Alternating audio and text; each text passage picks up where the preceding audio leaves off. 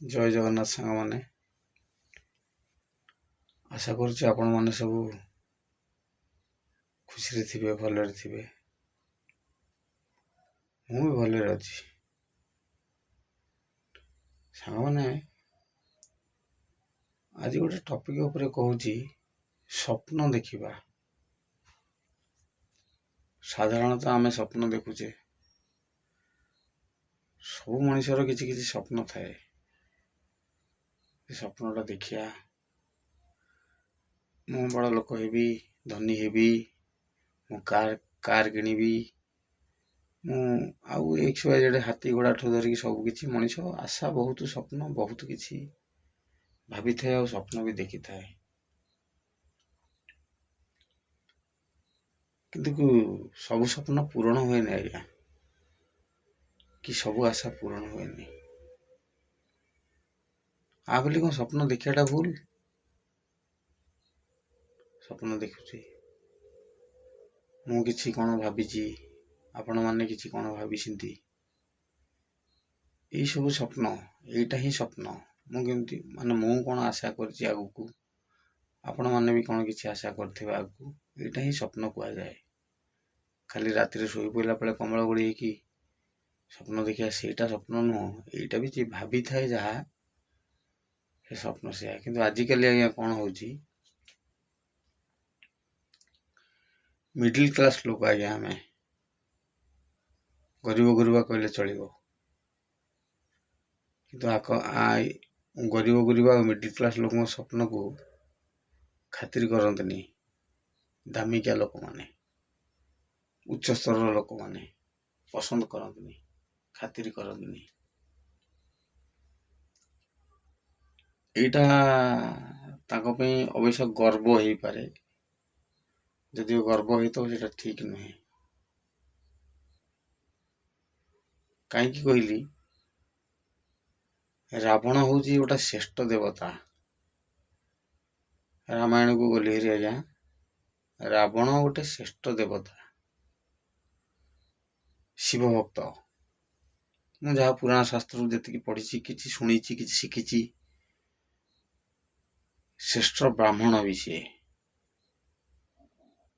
33 କୋଟି ଦେବତାକୁ ସିଏ ପାଦ ତଳେ ପକେଇକି ରଖିଥିଲା। କାହାକୁ ଖାତିର କରେନି, ସମସ୍ତଙ୍କୁ ସିଏ ବାନ୍ଧି ଦେଇଥିଲା। 33 କୋଟି ଦେବାଦେବୀ ଆଜ୍ଞା, ଯାହା ଏଇ ପୁରାଣ ଶାସ୍ତ୍ର, ଟିଭି, ମିଡ଼ିଆରୁ ଦେଖୁଛି, ସେଇ କହିବା କଥା, ସିଏ ସମସ୍ତଙ୍କୁ ବାନ୍ଧିକି ରଖିଥିଲା। କିନ୍ତୁ ଗୋଟିଏ ଗୁଣ କ'ଣ ଥିଲା ଖରାପ ଆଜ୍ଞା, ନା ଗର୍ବ କରୁଥିଲା।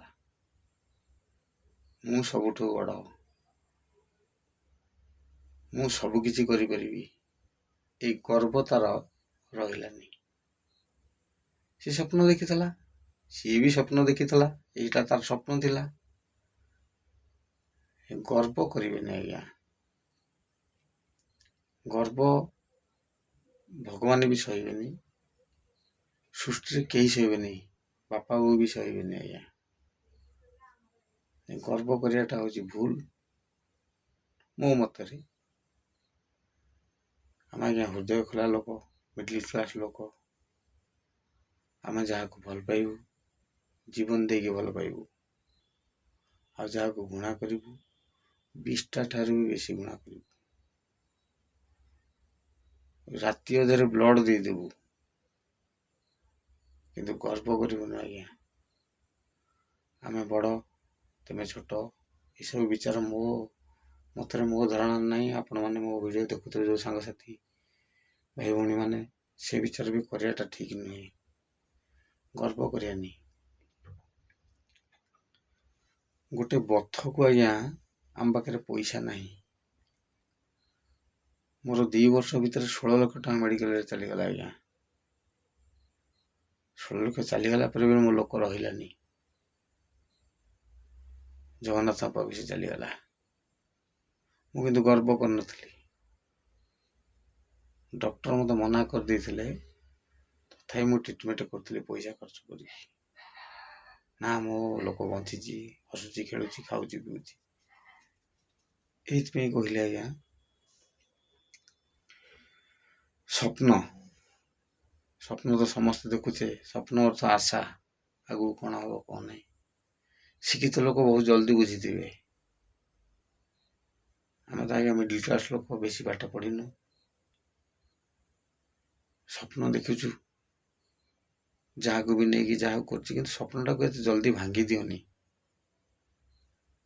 ସ୍ୱପ୍ନଟାକୁ ସାକାର ନ କରିପାର, ନଷ୍ଟ କରିଦିଅନି।